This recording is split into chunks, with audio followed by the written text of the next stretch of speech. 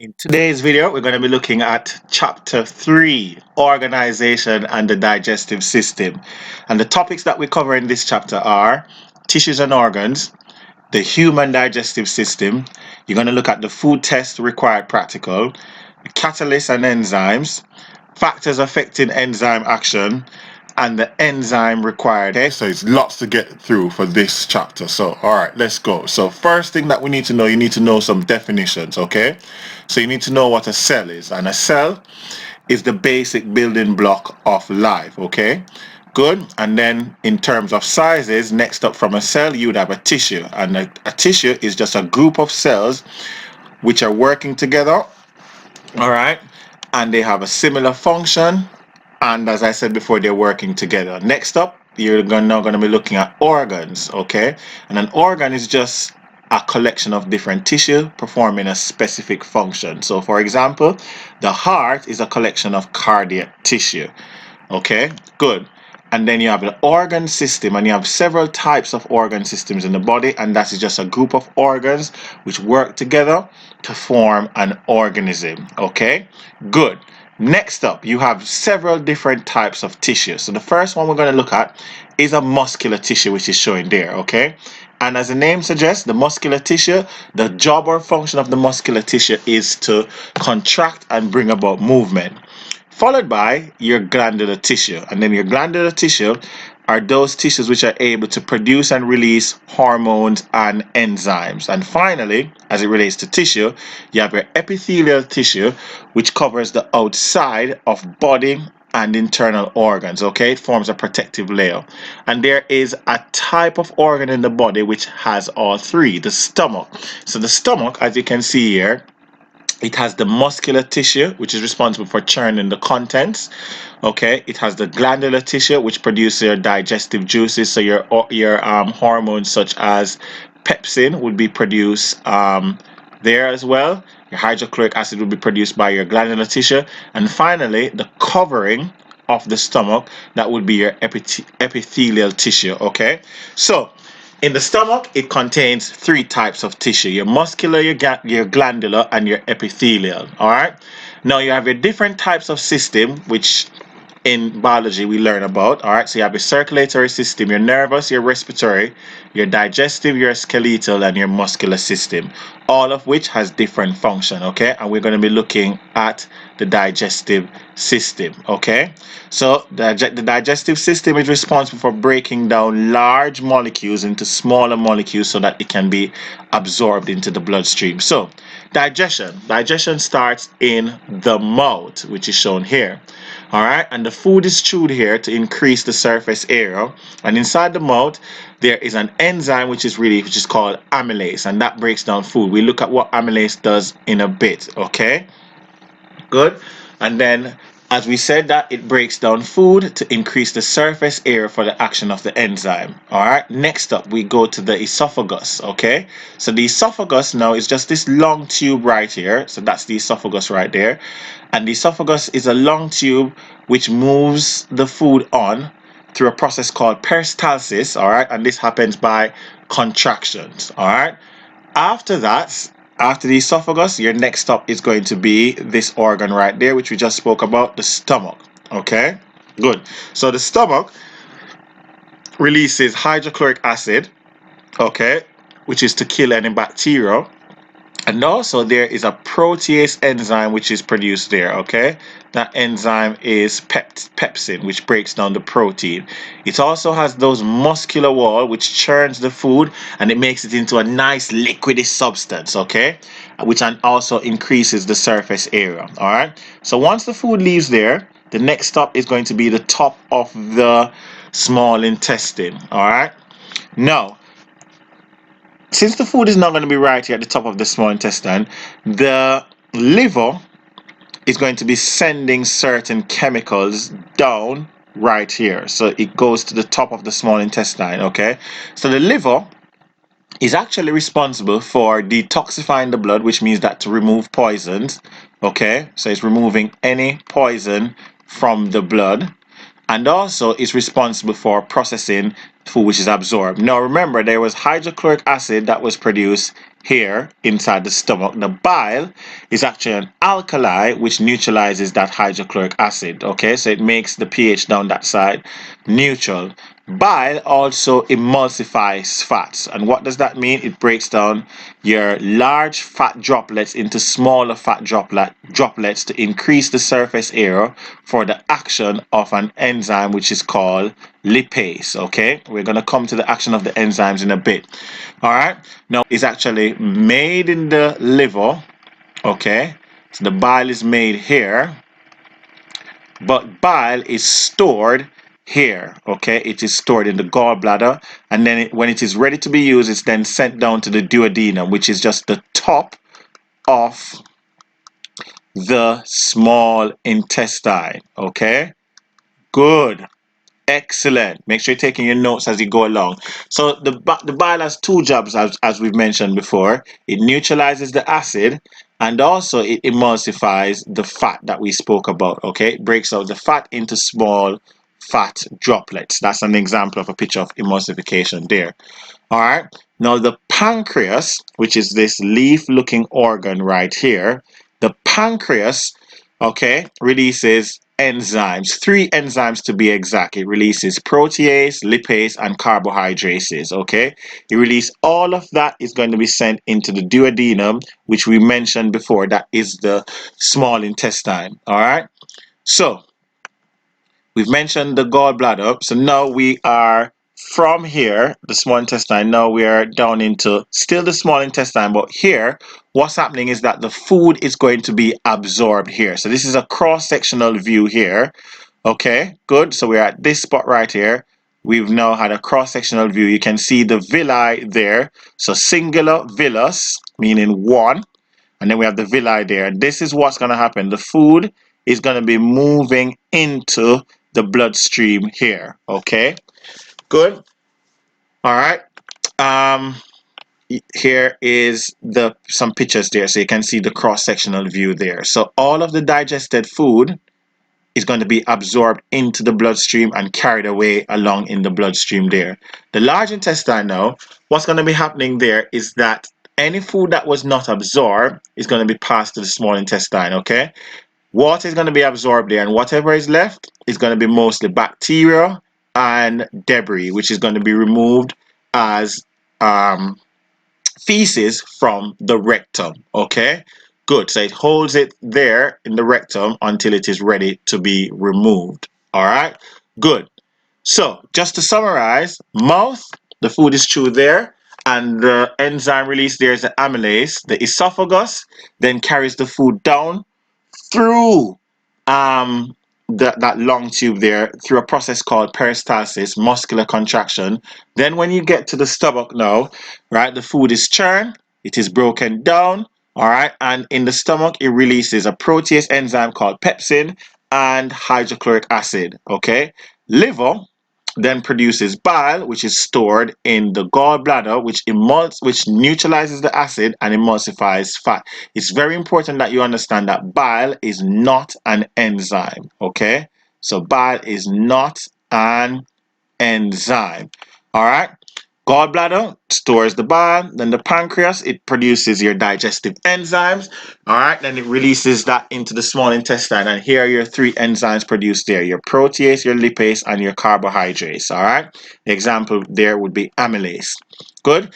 Then your small intestine also digestive juices is sent there by the pancreas. All right, good. And then in your large intestine, the water is removed, and then the feces is stored in the rectum and removed through the anus. So this summarizes digestion. Okay, so you can pause the video, take your notes down, make sure that you are having this on your flashcards. Now, there are 3 enzymes in digestion which we've looked at. Okay, so you have your amylase, your protease, and your lipase. So your amylase, that is produced in 2 areas. It's produced by the salivary glands and by the pancreas. Okay, the substrate, meaning what it acts on, so that the food it acts on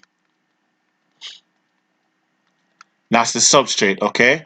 It acts on starch. And when it acts on starch, it would then break down starch into glucose or simple sugars such as maltose, okay?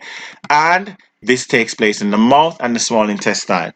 Now, the protease, if you remember from earlier, the protease is produced by the stomach, the pancreas, and then the small intestine, okay? And it acts on protein and it will break it down into amino acid. And where does this take place? In the stomach and the small intestine. And finally, lipase, okay? This is produced by the pancreas and the small intestine. It acts on fats and lipids, or lipids rather, and it will break it down into fatty acids and glycerol, and this takes place in the small intestine. So that's a summary of all the enzymes that you need to know. Feel free to pause the video and add this to your flashcards. Okay?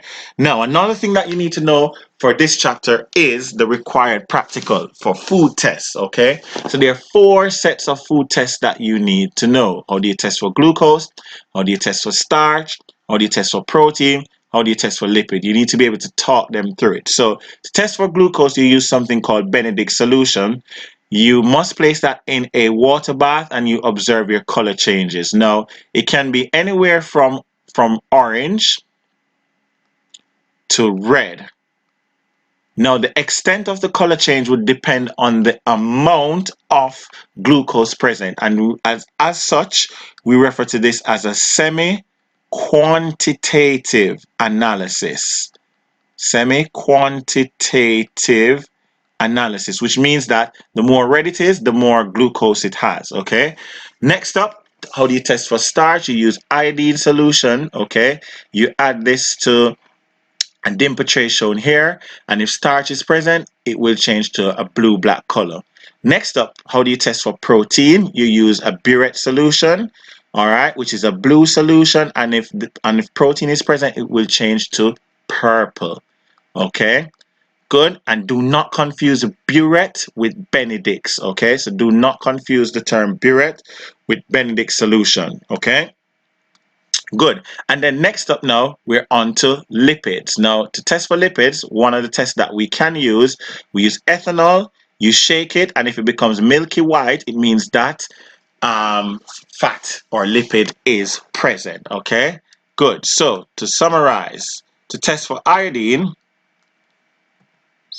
okay, so let's go. So, test for starch, you use iodine. Okay, and the method is that you add a few drops, and if there's a positive result, it turns blue-black. If you are, how do you test for simple sugars? You use Benedict solution, and what you do, you add the Benedict solution. Make sure that you must have this, that it is heated in a water bath. Very important, okay? Good. And if it is present, it will turn brick red depending on the amount of sugar which is present. To test for lipids, we use ethanol, and what we do, we add ethanol to the grinded food, and then if it is that lipids are present, it will change to a cloudy white solution, okay, or it will go cloudy. Finally, how do you test for protein? Again, do not confuse it with Benedict's. It's referred to as a burette test. And what you do here, you add 2 centimeter cube of the food, then you add the burette solution. Don't make that mistake, GCSE science boss. And if it is present, it will turn purple. Okay, that's what you need to know for that required practical. Okay, now next up, we're now going to be looking at enzymes. But before we look at enzymes, in chemistry, you learned that a catalyst is a substance which speeds up a chemical reaction. Okay, and they're never used up and they can be used again. All right, so at the end of the reaction, we started with the catalyst, and at the end of the reaction, we also have the catalyst, so it can be used over and over again. Now, why have I mentioned this? I've mentioned this because enzymes are biological catalysts, because they speed up reactions in your body. Okay, good. So enzymes, they are proteins. So they're protein and they have a specific shape. And they also have an active site. So that specific shape gives rise to that active site. Now the active site is the area or the place where the substrate fits. So the active site is the place or area where the substrate fits. So different enzymes will have different shape active site. Okay, so if you notice that the active site has a shape which is complementary, sorry, the substrate has a shape which is complementary to the active site, meaning that it could fit there. Okay, so we say that it is complementary, and enzymes do not get used up. They're there at the end of the reaction and ready to be used again. Okay, so they can be used again, and they can be used over and over. Okay, now enzymes, because of their specific shape, and we mentioned that they're complementary. Okay, enzymes, they use the analogy that we use is that it's a lock and key theory. Okay, meaning that if you think about a lock and a key, only one key can open one type of lock, generally speaking. Okay, so don't take that literal, but just generally speaking, one key can open one lock. Okay, so in the lock and key theory, the substrate is the key, the enzyme is the lock, and the active site, that is the keyhole. Okay, so the keyhole is the active site. So we refer to that as the lock and key theory. So if there's a next substrate out there, which let's say it had a shape like a circle and it tried to fit there, it would not happen. Okay, that one would the right fit there. Okay, so notice now you have your substrate binding to your active site. It then forms your enzyme substrate complex. The bonds are broken, the products are released, the enzyme is free to go again. Okay, the lock and key model. All right, so this is just another example just to show you what's happening there. So you have your enzymes, very important in digestion. Your substrate fits in, the bond is broken, it is released, and the enzyme there is ready to be used again. Okay, good. All right, so for factors now that would affect the rate of an enzyme reaction. All right, so for any reaction, and this is linked to chemistry as well, for any reaction, reactant particles need to collide with enough energy to start that reaction. All right, so if you're making a link to your chemistry, this is referred to as your activation energy. So they must collide, and they must collide with enough energy. Okay, so if you think about collision, if you want to increase the speed of reaction, you have to increase the chance of collision, the chance of the enzyme colliding with the active site. Okay, so you can increase the temperature, you can increase the surface area, or you can increase the concentration of the reactant, or also the enzyme as well. Okay, now, another way that you could increase the rate of reaction is by adding a catalyst, okay, or an enzyme. So what are some factors that would affect the enzyme? The temperature would affect the enzyme, the pH would affect the enzyme, okay? So those are the two main factors that can affect enzyme, temperature and pressure. Not pressure, sorry, temperature and pH rather. So here is a graph talking about the effect of temperature on enzymes. Now, how would you describe this graph? Now, as the temperature increases, the rate of reaction also increases, okay? Now, the rate of reaction increases up to a point, all right? You need to state that. So it's up to a point, and that point is referred to as the optimum temperature. Now, after that, as you increase the temperature, the rate of reaction decreases. Now, why is this? This is happening because the enzyme becomes denatured. Denatured means that it loses its specific shape. So if you remember earlier that we talked about the active site having a particular shape, it loses its specific shape, and therefore the enzyme cannot fit. Okay, therefore the substrate cannot fit into the enzyme. Okay, good, because that shape has now been damaged. All right, now the other factor which can affect an enzyme, that factor is referred to as pH. Now if you have a look at the graph here, there are different shapes of graph, and this is dependent on the type of enzyme. So if you think about pepsin, which is found in the stomach, notice that its optimum pH is somewhere about here. Let's say a pH of 2. Okay, and the reason for that is because the stomach is an acidic region. Remember that HCl is there. Okay, good. Now what's happening down there? Again, it may be some sort of denaturing of the enzyme. The enzyme may become denatured. Now if you look here, in terms of the pancreatic amylase, look at where the pH is lying. It's roughly close to 8 or somewhere. So it's just shy of being alkali. And if you think about the pancreatic enzyme, amylase, right, it would work best at that pH because the pH in that region is just about neutral or just over neutral, okay? So it's just a little bit greater than neutral because of the presence of the the bile that was released, because remember that bile is an alkali, okay, which neutralizes the acid. So it depends on the two conditions, okay? So right here, denaturing is happening, okay, denaturing. All right, and on the other side as well, denaturing could be happening, okay? Good. All right, so we spoke about the bile earlier when we did digestion. We also spoke about the pancreas when we did digestion and the enzymes which are involved, okay? Good, so make sure that you know what each of these enzymes break down.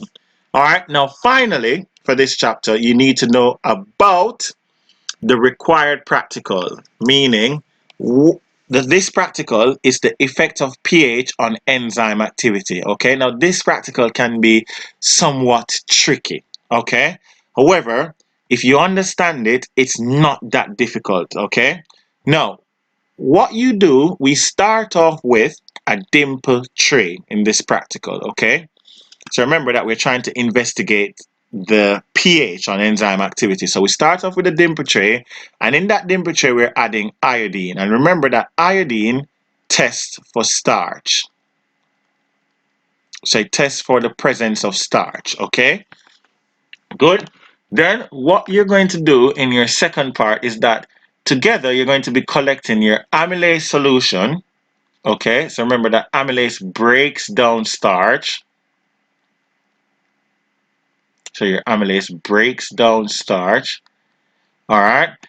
You're also going to have your starch solution and your pH solution from the water bath. So they all have the same temperature. Okay, because we're not investigating temperature. So we want them at the same temperature because remember, temperature affects the enzyme activity. So they're at the same temperature. Again, that would be your control variable. Okay. Now, what you're going to be doing is that you're going to be adding 2 cm cube of your pH solution, your amylase, to your test tube, okay? Good, so you take your pH solution, that is referred to as a buffer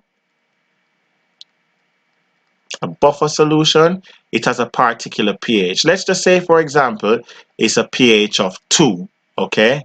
Let's say that it has a pH of 2, okay? So you collect that.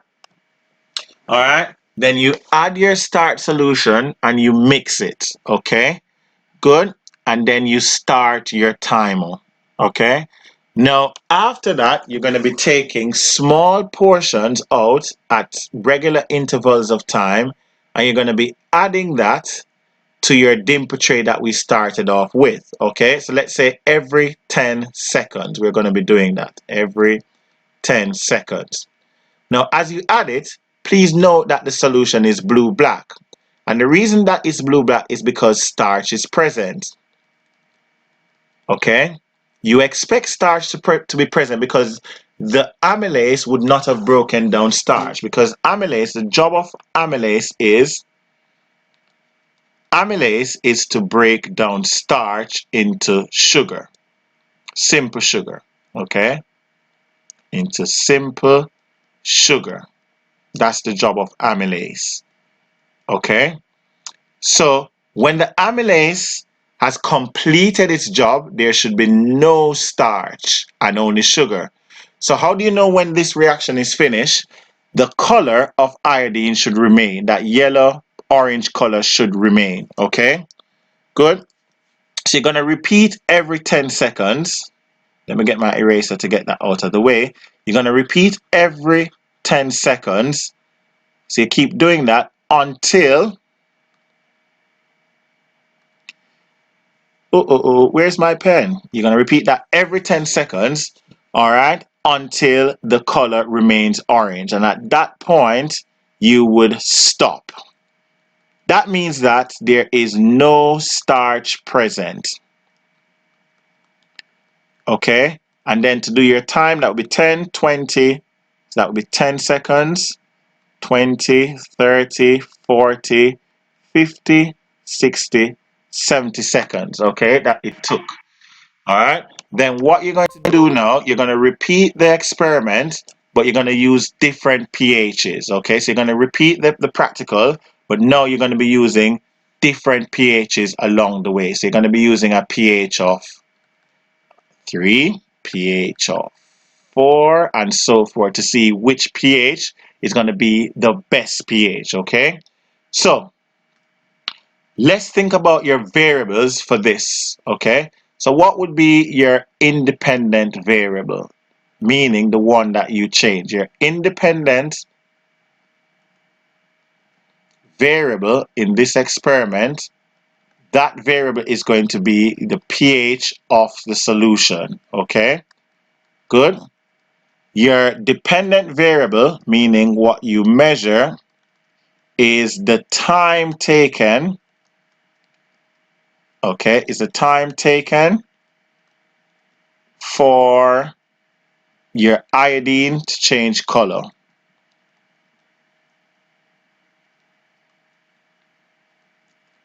And your controlled variable, meaning what you're keeping the same, your controlled variables are 1, the temperature, all right? You do that by using a water bath, all right, your temperature.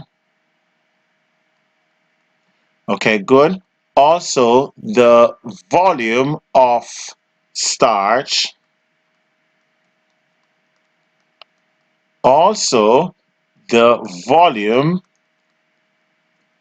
of enzyme.